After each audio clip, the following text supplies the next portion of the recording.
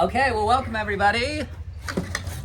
So today we're going to be going over how to create transplants. These things are called cells, like the cells in your body, and it's a really simple process. This allows us to get a jump start on the growing season. Here, our last frost date is April 15th. So generally after that date, we never have any more freezes, and it's safe to move stuff outside. Some stuff is cold hardy, so it could have been planted already, like your lettuces and your Swiss chard and things like that, but it's fine to be planting them now. And then after April 15th, so in 3 to 4 weeks, I don't know the exact day that Paige is going to say to come, but we'll have another morning like this, and you can come and get your cells and then go transplant them inside your outside garden. And we're going to water them here for you after you plant them. I'll get some labels too, and we'll water them here for you and take care of them, so that way you'll have nice healthy transplants. The ones from the store, I'm sure you've all been tempted at Home Depot or Walmart or whatever to buy those plants that they have. They look so big and it's pretty much already done. I can do it, and it doesn't turn out well. Those plants are typically grown very non-organically. They're basically like on steroids. So they look big and you buy them, but they're completely root bound. They're unhealthy. They're diseased because of the way they grow them. And then they're not going to make it. It's going to be disappointing for you, and it might even affect other plants in your garden. So I super do not recommend buying those transplants unless you absolutely have to. So this is a much, much better way to do it. So you start with the cells, and then this is a lot of education, but they have cell trays. These are all 10 by 20 inches, and they have numbers on them. So it's the number of cells inside of that 200 square inch area. So like this is a 128 or something. In half here. It's like a 128. These are like 52s or 72s or something. So they have all different sizes, a 50.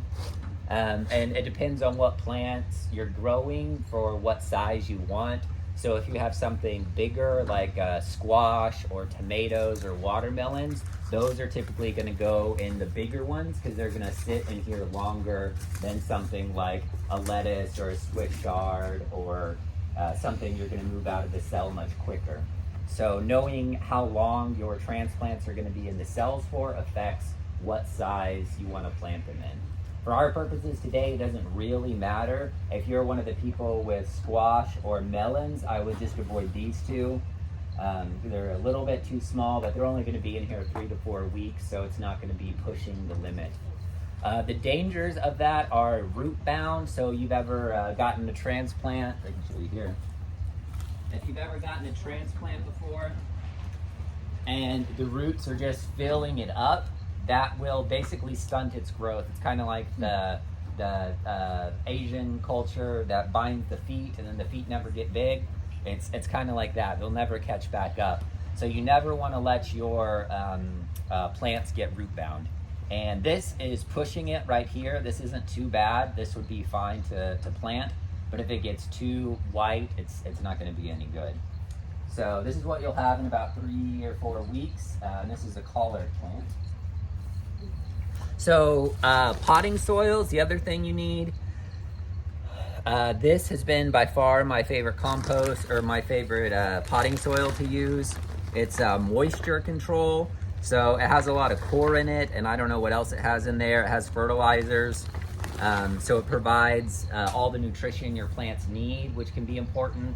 I've tried using a lot of different mixes before, like sand and compost and core and different ratios and stuff, and it's been a mess. So I found this one and I really, really like it. So that's what we're using today. So you just fill up your cells.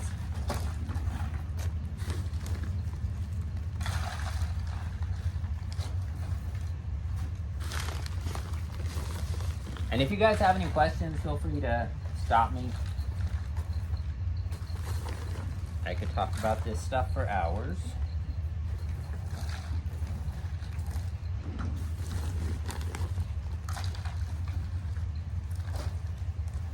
All right, so we got them all level. And there's a few different ways to do it. If we have the same size one, same size. You can take it, line it up, and then press it down. Like that, so that way you have a nice indentation. It's below the surface there. Does that make sense? Mm-hmm. Okay. And then we would plant our seeds. So I have some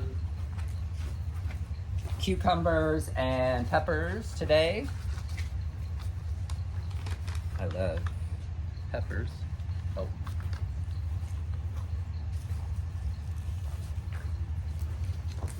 So the general rule of thumb is you want to plant your seed about the half the length of it. So if you have a really fat seed, you're going to plant it deeper. So like a cucumber seed, you know, is about this big, so you plant it about 1/8 of an inch. So peppers don't need to go that deep. Tomatoes don't need to go that deep.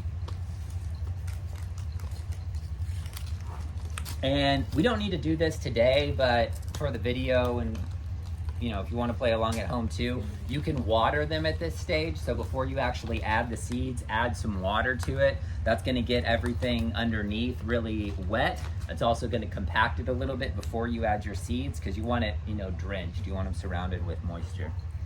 So you just take it, put about 1 seed per deal. This is something I say every year, but hardly anyone ever listens.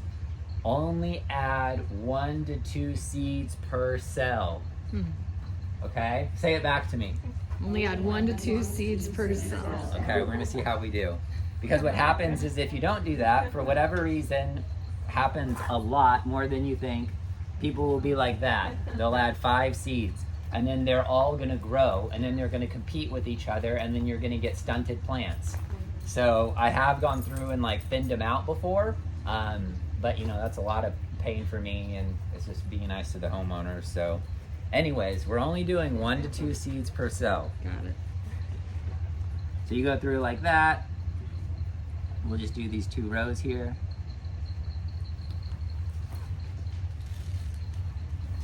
And then you'll come back through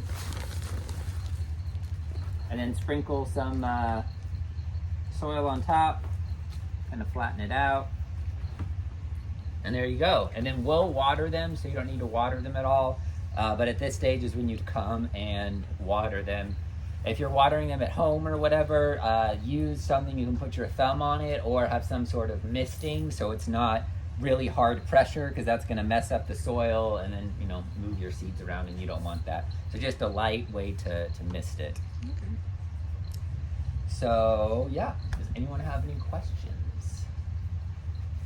Once you do this, how frequent do you water them? So we'll water them. You never want to let it dry out until they germinate. Germinate once you actually see the greens coming up. And then you can start to back off on the watering. So pretty much every day, make sure it's moist. This potting soil is really good because it keeps it moist. It doesn't dry out quick, which is why I like it. If I skip a day or whatever and don't come to the farm, it's going to be okay. But typically you want to water them pretty much every day, keeping it constantly wet. Once they germinate, after a week or 2, depending on what it is, then you can back off to every other day, once every 3 days, depending on how hot it is and stuff outside. Yeah.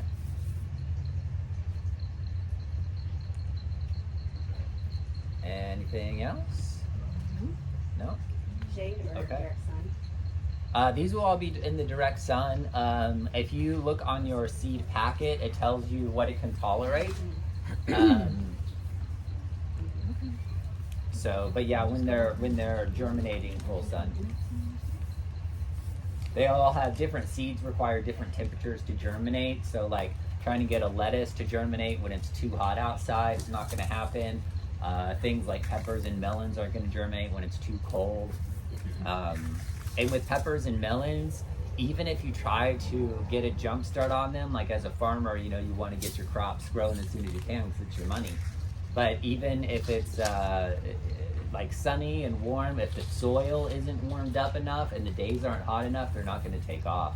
So, you know, look at the packaging. You can always Google, you know, when to plant what and figure out the best time to move them outside and to sow them and stuff.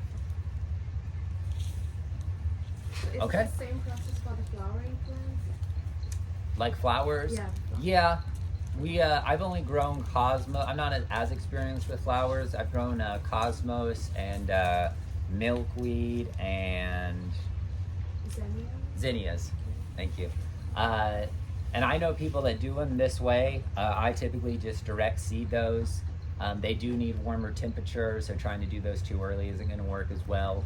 But yeah, I just direct seed them, and I wouldn't do those until like April or May. I wouldn't try to do them now. It needs to be warm. What percentage of seeds will like survive? Well, pretty much 100%. I mean, you can see like those are all the ones I did the other day, and you know, the germination rate is typically on your package. Like they're tested to have a certain germination rate. It's normally around 90%. So that's why it can be okay to do 2 per, but never more than that. And yeah, the way we take care of them, you know, we'll get them germinated. So. All right, you guys ready to be turned loose? Yep. Okay. We're green.